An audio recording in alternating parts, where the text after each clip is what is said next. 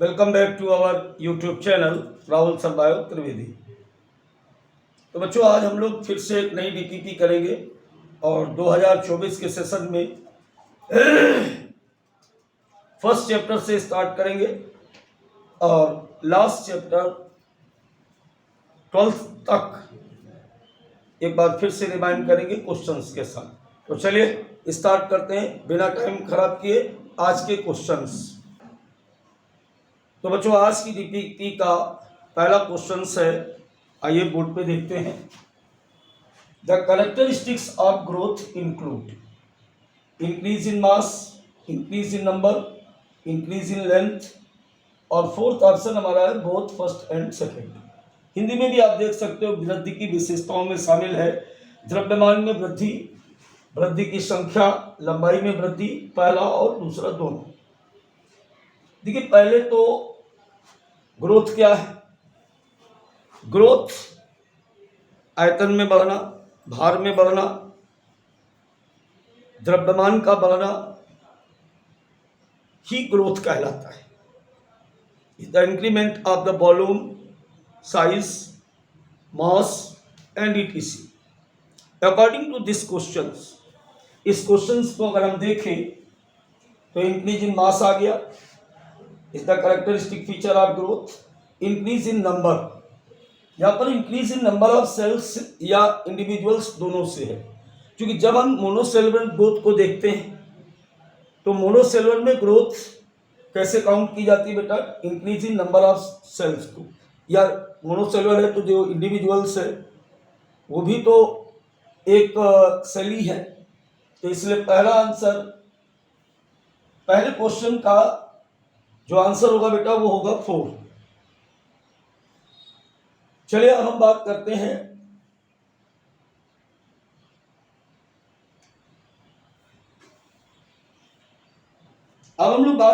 Question number 2 की। Question number 2 हमारा जो है, unicellular organism grow by cell elongation, cell division, accumulation of material on the surface, none of these. एक कोश की जीव बढ़ते हैं कोशिका विस्तार से, कोशिका विभाजन से, सतह पर पदार्थ का जमा होना, इनमें से कोई नहीं। तो पहले तो इसका जो आंसर है वो है सेकंड। इसका आंसर है बेटा सेकंड। अब हम लोग बात करें कि सेकंड क्यों है। देखिए, जितने भी एक कोश की जंतु होते हैं, सभी एक कोश की सजीव या यूनिसेलुलर जितने भी ऑर्गेनिजम्स होते हैं, उनमें ग्रोथ और सेल डिवीजन एक दूसरे के साइमल्टेनियसली होती हैं। मतलब कह सकते हो कि एक दूसरे के बराबर की क्रियाएं हैं। सेल डिवीजन ही ग्रोथ है और ग्रोथ ही यहां पर सेल डिवीजन माना जाता है। तो सेल इलांगेशन इसका आंसर नहीं है। अब बात करते हैं कि तीसरा क्यों नहीं है। तो accumulation of material on the surface, ये ग्रोथ का कैरेक्टर है कि अगर किसी की बाहरी सतह पर कोई चीज चिपका दी जाए या जमा कर दी जाए तो उसे ग्रोथ कहते हैं। लेकिन ऐसा ये केवल नॉन लिविंग्स में होता है, लिविंग्स के साथ ऐसा नहीं होता है। चलिए अब हम लोग बात करते हैं बेटा क्वेश्चन नंबर 3 की। तो क्वेश्चन नंबर 3 की अगर बात करें तो in yeast and hydra reproduction occur by. Yeast fungus है, हाइड्रा सीलेंट्रेट्स में पाया जाने वाला लिविंग्स है, और दोनों में ये लर्निंग क्वेश्चन है, एज इट इज याद करेंगे इसको। दोनों में जो रिप्रोडक्शन होता है वो बडिंग के द्वारा होता है, या हम ये कह सकते हैं कि यहाँ पर नवोदित नहीं होना चाहिए था, शायद हिंदी में इसको मुकुलन कहते हैं बेटा। क्या बोलते हैं इसको? मुकुलन। तो ईस्ट और हाइड्रा दोनों में जो रिप्रोडक्शन है वो मुकुलन के द्वारा या बडिंग के द्वारा कंप्लीट होता है। चलिए बात करते हैं क्वेश्चन नंबर 4 की।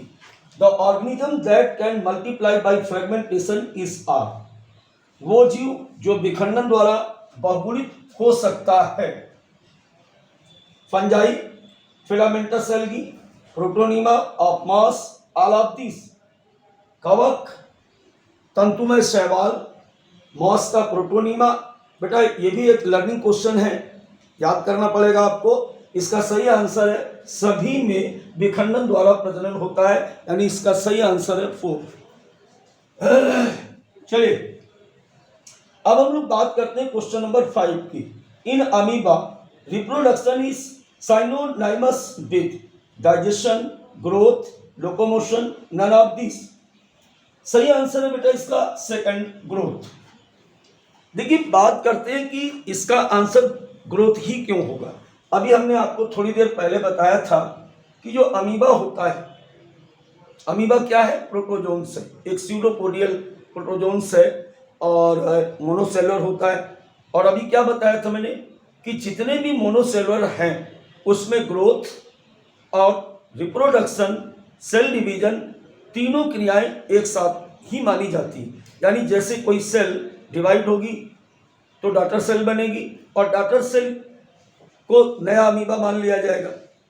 तो इस प्रकार अमीबा में ही नहीं बल्कि जितने भी मोनोसेलुलर होते हैं, जितने भी एक कोशिकीय होते हैं, उन सभी में क्या होगा, उन सभी में प्रजनन और वृद्धि दोनों एक दूसरे के समतुल्य क्रियाएं होती हैं या दोनों ही साइनोनोमस विद ईच अदर होती है। अब बात करें हम यहाँ पर कि पहला ऑप्शन डाइजेशन का रिप्रोडक्शन से बेटा कोई मतलब नहीं होता है, लोकोमोशन का भी रिप्रोडक्शन से कोई मतलब नहीं होता है। चलिए बात करते हैं क्वेश्चन नंबर 6 की। क्वेश्चन नंबर 6 हमारा क्या कह रहा है, living organism that do not reproduce are. इनमें से कौन सा ऐसा प्राणी है जो प्रजनन नहीं करता है। आपको बड़ा आश्चर्यजनित बात लग रही है कि अगर वो प्रजनन नहीं करता है तो इस धरती पर एग्जिस्ट कैसे करता है। प्रजनन, बहुत सारे लोग मानते हैं कि प्रजनन क्या है, रिप्रोडक्शन एक मूलभूत लक्षण है, कैरेक्टरिस्टिक फीचर है लिविंग्स। नहीं बेटा, इसमें कुछ एक्सेप्शन है। क्या एक्सेप्शन है, चलिए क्वेश्चन के ऑप्शन को देखते हैं। पहला है खच्चर, दूसरा है श्रमिक मधुमक्खियां, तीसरा बांझ मानव के जोड़े।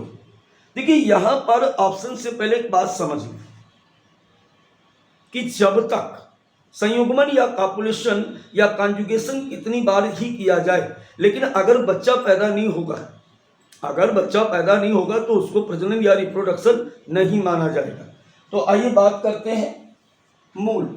मूल क्या है, खच्चर क्या होता है, घोड़े और गधे की संतान होती है जिसे हम मूल कहते हैं या खच्चर कहते हैं, और इनमें कभी भी प्रजनन नहीं होता है। दूसरी बात करें श्रमिक मधुमक्खियों की, तो श्रमिक मधुमक्खियों में यानी जो मधुमक्खी की कॉलोनी होती है, उस कॉलोनी में 3 प्रकार के मेंबर होते हैं। पहला मेंबर कहलाता ड्रोन या मेल, दूसरा कहलाता क्वीन या रानी मक्खी, और तीसरी कहलाती वर्कर बी या श्रमिक मक्खी। तो मेल और फीमेल यानी ड्रोन्स और क्वीन रिप्रोड्यूस होते हैं, जबकि जो वर्कर बी होता है वो कभी भी रिप्रोड्यूस नहीं होता है। तो इस प्रकार अगर ऑप्शन को देखें हम तो मूल, worker bee, infertile human couples, वो पहले कह रहा है इनफर्टाइल बांझ है, ये बच्चे नहीं दे सकते। तो इसका सही आंसर है बेटा 4। इसका सही आंसर क्या होगा, इसका सही आंसर है 4। चलिए बात करते हैं क्वेश्चन नंबर नेक्स्ट की। तो जब क्वेश्चन नंबर नेक्स्ट की हम बात करेंगे यहां पर, तो पहला जो यहां पर क्वेश्चन नंबर 7 है, the sum total of all the chemical reaction occurring in our body is. हमारे शरीर में होने वाली सभी रासायनिक क्रियाओं के योग को क्या कहते हैं। ऑप्शन है हमारे पास anabolism, catabolism, metabolism, none of this. देखिए यहां पर बात करें सम टोटल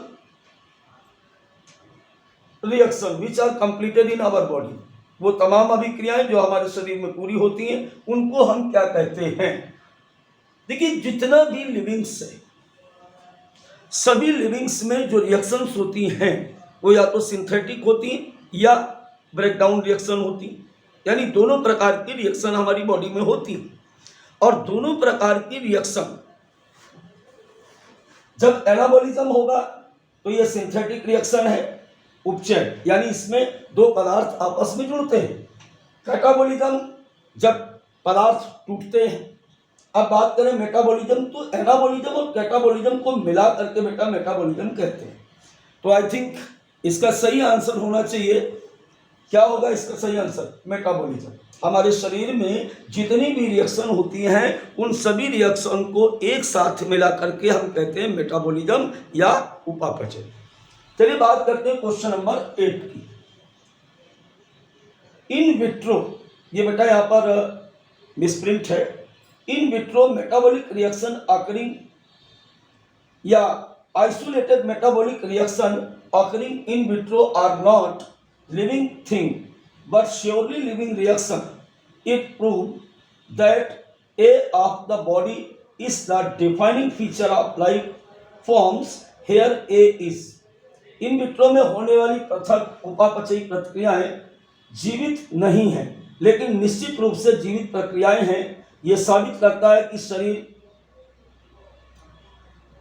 की कोशिकाएं जीवन रूपों को परिभाषित विशेषताएं हैं।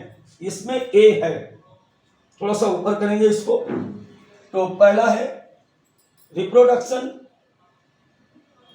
रिप्रोडक्शन, दूसरा है सेलुलर ऑर्गेनाइजेशन, तीसरा है मेटाबॉलिक रिएक्शन, चौथा है ग्रोथ प्रजनन, उसकी संगठन, उपापचयी प्रक्रियाएं और वृद्धि। तो क्वेश्चन नंबर 8 का जो सही आंसर है वो आंसर है 2। यानी कहने का मतलब ये था कि शरीर के अंदर होने वाली,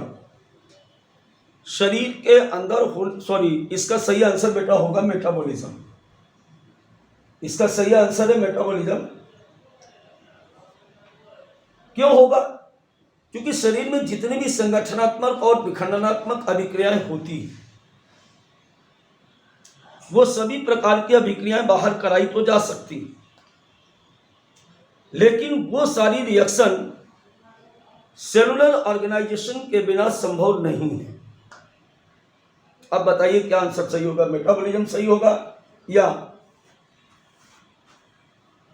कोशिकीय संगठन? इसका सही आंसर बेटा सेकंड ही है, थर्ड नहीं है। अब चलिए इसके बाद हम लोग बात करते हैं क्वेश्चन नंबर 9 की।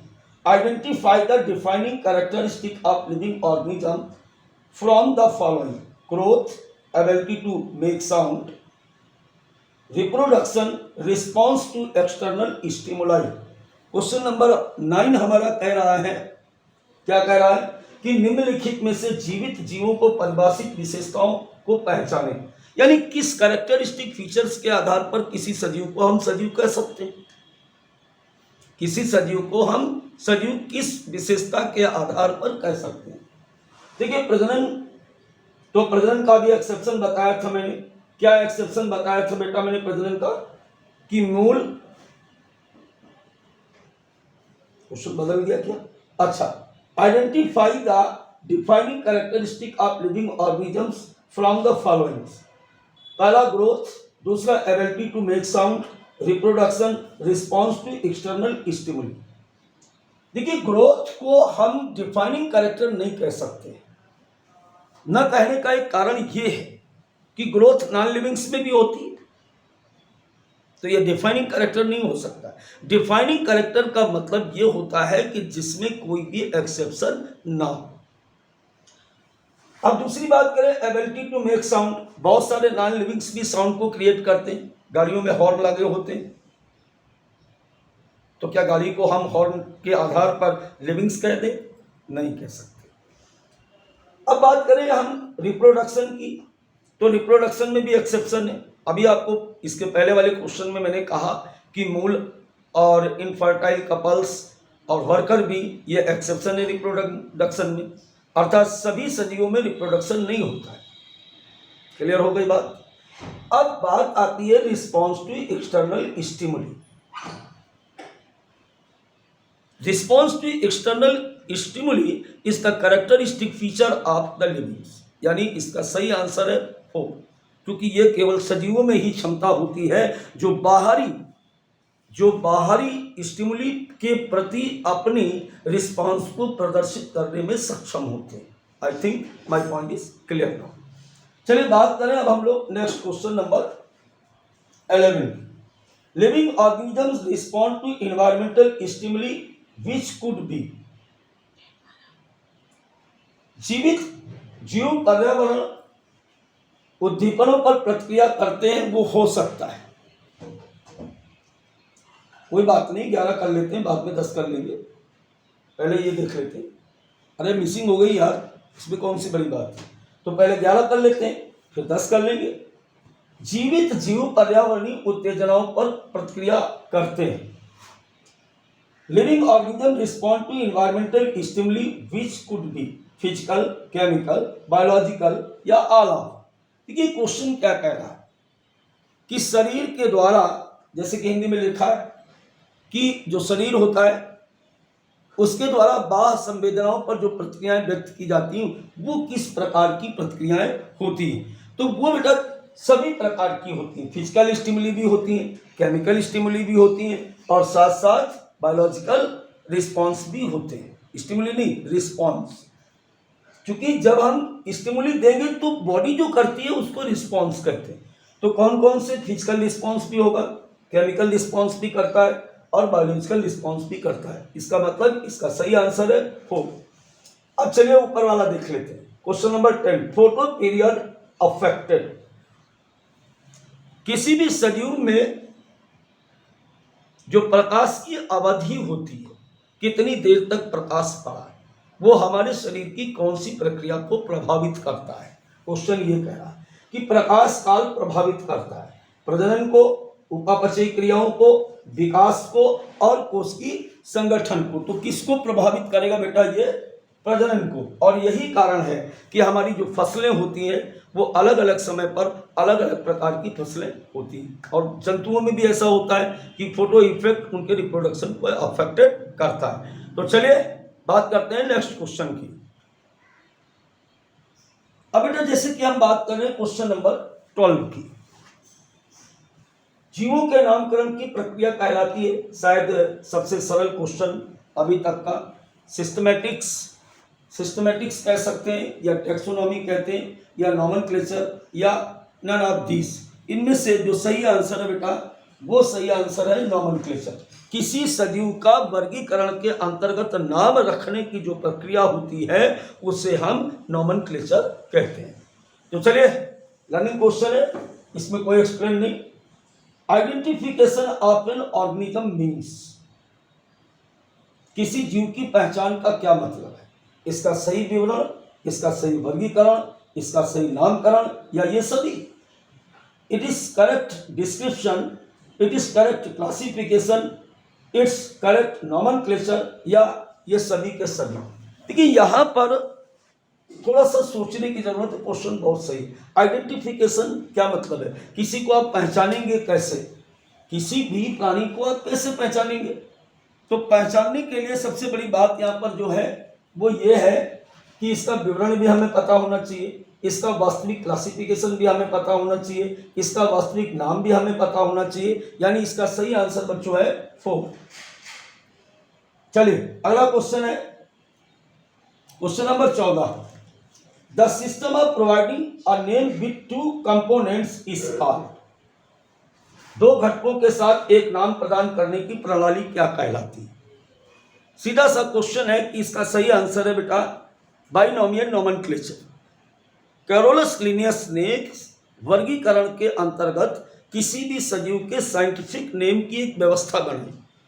उस व्यवस्था को बाइनोमियल नोमेनक्लेचर कहते हैं, द्विनामकरण पद्धति कहते हैं। तो सही आंसर हो गया बाइनोमियल नोमेनक्लेचर। अब बात बेटा ये आती है कि इसमें जो फर्स्ट स्टेप होता है वो क्या होता है, जेनेरिक नेम होता है, और सेकंड स्टेप जो होता है वो इसका स्पीसीज नेम होता है। तो चलिए बात करते हैं आज के क्वेश्चन नंबर 15 की। क्वेश्चन नंबर 15 हमारा क्या कह रहा है कि select correctly written scientific name of mango which was first described by Carolus Linnaeus. आम का सही, अभी मैं क्वेश्चन नंबर 16 पे हाथ लगाया है, तो पहले बेटा इसी को देख लेते हैं। The select correctly written scientific name of mango which was first described by Carolus Linnaeus. आम का सही नाम क्या है जिसे कैरोलस लिनियस ने व्याख्या की। देखिए अब इसमें सबसे पहली बात कि पहला लिखा है मैंगीफेरा इंडिका। तो पहली बात तो आप ये समझ लो कि आम का साइंटिफिक नेम जो होता है वो होता है मैंगीफेरा इंडिका। अब इसमें देखो ये लगा दिया कार्लिन, फिर मैंगीफेरा इंडिका लिन, फिर मैंगीफेरा इंडिका, फिर मैंगीफेरा इंडिका। इसमें से दो ऑप्शन 3 और 4 तो एक ही जैसे लग रहे हैं, इनका कोई मतलब ही नहीं है। यहां पर पहले और दूसरे पर विचार करें। यहां पर ये जो कैरोल लिखा हुआ है कैरोलिन, ये नहीं, यहां पर ये जो इसका सेकंड ऑप्शन है ये बेटा सही है। अब बात करते हैं क्यों। देखिए बाइनोमियल नोमेनक्लेचर का एक नियम है जिसके अंतर्गत किसी भी खोजकर्ता के नाम को स्पेसिफिक नेम के बाद छोटा सा लिख दिया जाता है। यहां पर भी लिखा गया लेकिन कैरोलस नहीं। वास्तविक तौर पर अगर आप एनसीईआरटी को देखेंगे तो वहां पर आपको मिलेगा कि मैंगीफेरा इंडिका लिन। और लिन क्या है, ये यहां पर डिस्कवरर का नेम है बेटा, तो इसलिए ट्राइनोमियल नोमेनक्लेचर नहीं बाइनोमियल नोमेनक्लेचर ही माना जाएगा। अब इसे आप 3 नाम लग जोड़ें कि मैंगीफेरा अलग, इंडिका अलग और लिन अलग, ऐसा नहीं है। यहाँ पर मैंगीफेरा इंडिका, मैंगीफेरा क्या है, जनरा है, इंडिका क्या है, स्पीसीज, और लिन क्या है, डिस्कवरर का नेम यहाँ पर लिख दिया गया। चलिए क्वेश्चन नंबर 15 की बात करें। The naming system which is practised by biologist all over the world was given by Carolus Linnaeus. सीधी सी बात, बिल्कुल लर्निंग क्वेश्चन है यहाँ पर कि नामकरण प्रणाली जो दुनिया भर के जीव वैज्ञानिकों के द्वारा प्रचलित है किसके द्वारा दी गई। अभी हमने क्या बताया था कि binomial nomenclature was given bye mister Carolus Linnaeus, Linnaeus ने दिया, और इसके अंतर्गत किसी भी सजीव का जंतु वैज्ञानिक, वनस्पति वैज्ञानिक या साइंटिफिक नेम दिया जाता है जिसमें फर्स्ट स्टेप जो होता है वो जेनरिक नेम होता है और सेकेंड स्टेप जो होता है वो स्पीसीज एपिथेट लिखा जाता है, यानी जाति उपनाम बेटा यहाँ पर लिखा जाता है। तो चलिए बात करते हैं क्वेश्चन नंबर 17 की।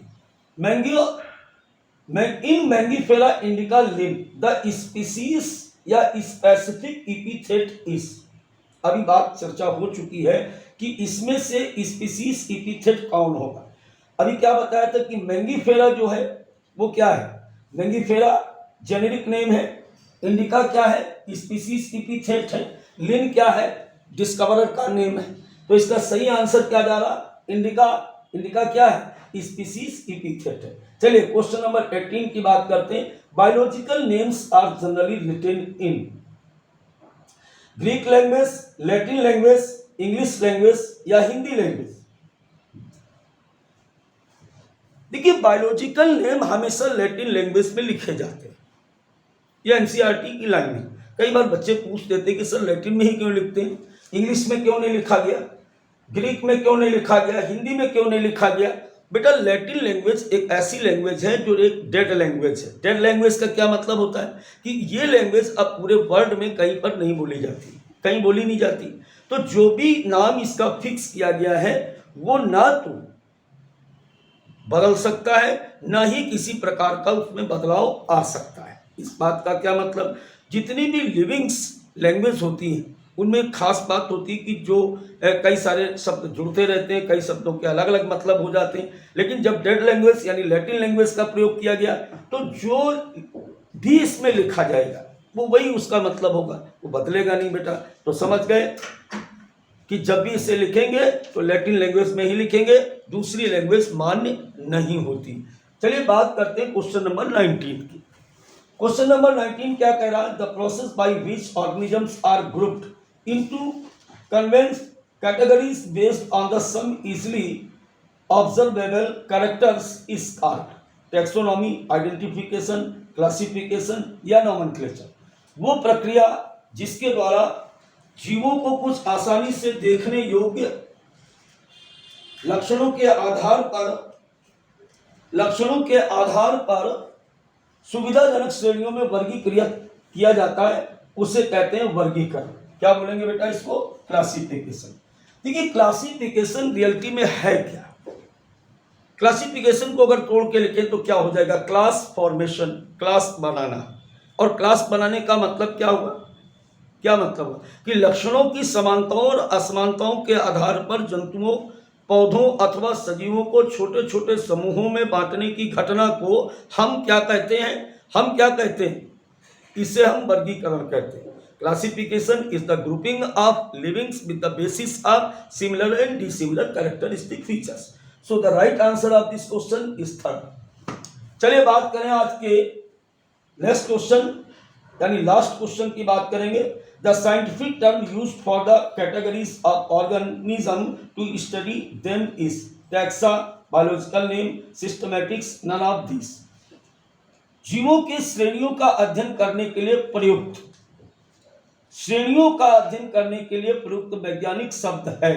देखिए यहां पर अगर हम बात करें बेटा, तो किसी का भी जब हम क्लासिफिकेशन करते हैं तो एनसीईआरटी ने एक श्रेणियां व्यक्त करी जिसको हम टैक्सोनॉमिक हिरार्ची कह सकते हैं, जिसमें किंगडम, किंगडम के बाद डिवीजन, डिवीजन या फाइलम, इसके बाद class, order, family, genus, species.